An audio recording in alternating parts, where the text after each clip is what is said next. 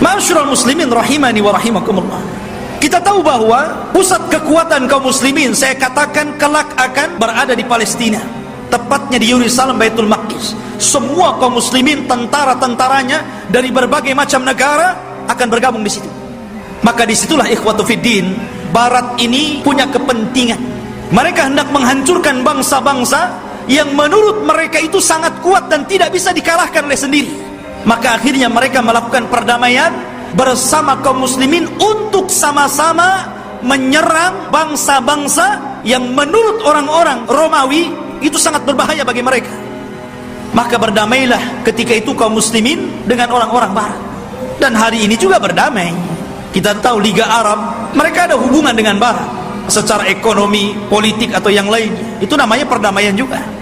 Tapi di akhir zaman, yang namanya perdamaian itu tentu setelah adanya peperangan. Perang dulu baru damai. Makanya Nabi SAW mengatakan, kalian kaum muslimin di akhir zaman akan berdamai dengan orang-orang Nasrani, orang-orang Romawi. Dan ketika itu orang-orang Romawi, orang yang paling banyak pasukannya.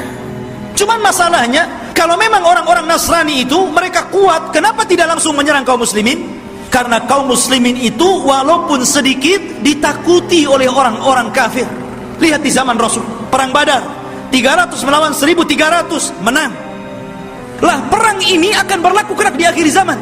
Tetapi orang-orang Islam akan bergabung dan melakukan perdamaian bersama orang-orang Romawi, kemudian akan menyerang sebagian. Ada yang memprediksi maksudnya yang diserang adalah negara-negara yang mereka berada di benua Asia. Ya mungkin Cina, mungkin Korea, mungkin negara-negara, kita tidak tahu, Allahu a'lam. Karena Rasul tidak menyebutkan negara mana yang diserang. Rasul hanya mengatakan kalian akan berperang dengan musuh dari belakang kalian. Tidak disebutkan siapa mereka. Tetapi perang ini adalah gabungan pasukan kaum muslimin dan Romawi menyerbu negara itu dan dimenangkan. Ketika dimenangkan ini akhirnya saling mengklaim. Kata orang Nasrani, ini kemenangan kami. Kata orang Muslim, tidak, ini kemenangan kami. Sehingga muncullah satu orang Romawi mengatakan, sungguh kami salib yang menang, kami salib yang menang, kami salib yang menang. Datanglah seorang Muslim mengatakan bahkan Allah yang memenangkan perang ini. Akhirnya saling berdebat, terjadilah perkelahian. Maka sang salib, orang Nasrani, dibunuh kaum muslimin. Dari sinilah orang-orang Romawi berkhianat. Padahal mereka tertulis melakukan perjanjian itu 10 tahun. Ada yang mengatakan di tahun ketiga, ada yang mengatakan di tahun kelima. Mereka berkhianat. Atas pengkhianatan inilah, maka kemudian mereka hendak menyerang kaum muslimin, menyiapkan pasukan besar. Dan kaum muslimin butuh pemimpin untuk melawan Romawi. Dari sinilah muncul Imam Mahdi. Kalau kita cerita Imam Mahdi yang kita tunggu-tunggu kemunculannya, Nabi SAW menyebutkan sifat-sifatnya. Kenapa Nabi SAW menyebutkan sifat-sifatnya? Supaya tidak ada orang yang mengaku sebagai Imam Mahdi. Imam Mahdi ini dijelaskan sifatnya, dijelaskan tanda-tanda kemunculannya. Dan dia disabdakan Nabi SAW, kalaulah usia dunia ini hanya tinggal 1 hari saja, pasti Allah akan lamakan hari itu selama-lamanya, sampai Allah akan utus seorang laki-laki dan dia keturunanku, di mana nama dia sama dengan namaku, Muhammad bin Abdullah Al-Hasani, keturunan Hasan, Al-Alawi, keturunan Ali. Artinya dia keturunan cucu Rasul, Hasan bin Ali. Dan ini Imam Mahdi ahli sunnah. Berbeda dengan Imam Mahdi Syiah. Mereka menganggap Imam Mahdi Syiah itu keturunan Husain, namanya Muhammad juga, tetapi Muhammad Hasan Al-Ashkari namanya. Maka Al-Mahdi itu keturunan Hasan. Maka yang disebutkan oleh banyak para ulama, salah satunya Syekhul Islam Ibn Taimiyah, kemudian juga muridnya Al-Imam Ibnul Qayyim rahimahullahu ta'ala, ketika menjelaskan tentang kenapa Imam Mahdi keturunan Hasan, karena Allah memuliakan Hasan ketika dia menyerahkan kekuasaan kepada Muawiyah untuk menjaga darah kaum muslimin, maka keturunannya Allah muliakan akan menjadi imam yang belum sempat dicicipi oleh nenek moyangnya Hasan bin Ali. Beliau dilaqabi Al-Mahdi.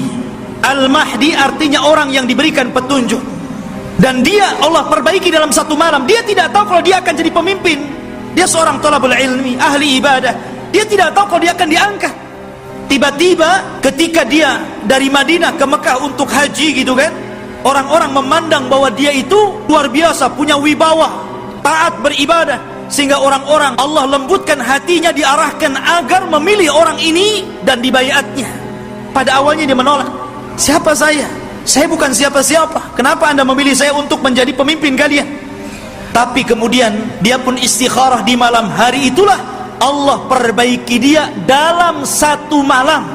Allah berikan ilmu, kecerdasan, kepemimpinan, subhanallah, sehingga dalam satu malam idza arada syai'an an yaqula lahu kun fayakun. Kalau Allah menghendaki sesuatu, tinggal katakan kun fayakun, jadi dia. Intinya ikhwatu fiddin, Imam Mahdi ini kemudian dibaiat di depan makam Ibrahim, di depan Ka'bah. Kemudian berangkat dari Mekah ke Madinah dan diikuti oleh pasukan yang sangat besar. Kemudian mereka hijrah ke Syam, bergabung dengan pasukan yang sudah siap tempur melawan orang-orang Romawi.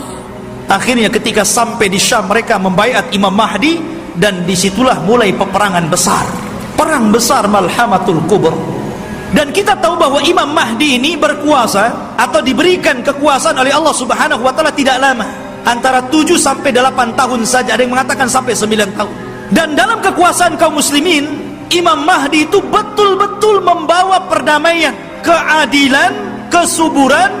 Bahkan saking adilnya Imam Mahdi, Allah turunkan berkahnya dari langit, karena dia telah berhukum dengan hukum Allah. Kata Allah, kalaulah sebuah penduduk, sebuah negeri beriman, bertakwa, maka Allah Subhanahu wa taala akan kirimkan berkah langit dan berkah bumi. Ini terjadi di kekuasaan Imam Mahdi.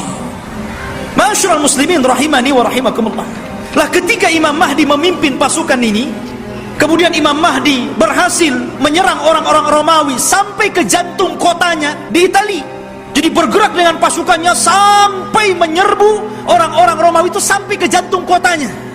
Maka ketika sudah sampai dimenangkan itu, mereka berada di Eropa, itu berada di Italia, dan dimenangkan kaum muslimin, maka mereka sedang beristirahat di bawah pohon zaitun sambil menggantungkan pedang-pedang mereka, menunjukkan perang hari itu bukan dengan rudal, bukan dengan nuklir, tapi kembali ke pedang, kembali ke panah, kembali ke tombak, kembali ke kuda, kembali ke unta, persis di zaman Rasul. Disitulah syaitan datang, kemudian berteriak bahwa Dajjal telah muncul di Syam dan membawa pasukan dan akan masuk ke rumah-rumah mereka. Mendengar itu, maka Imam Mahdi mengutus 10 orang yang berkuda. Kata Nabi SAW, aku kenal siapa nama-namanya, aku kenal bagaimana kudanya, dan mereka adalah sebaik-baik penunggang kuda pada hari itu. Jadi mereka diutus untuk membenarkan apakah kedatangan Dajjal itu memang ada ataukah hanya isu. Berangkatlah 10 orang ini ke Syam. Rupanya tidak benar, tidak ada pasukan Dajjal yang akan menyerbu rumah-rumah mereka. Tapi memang pada hari itu Dajjal muncul.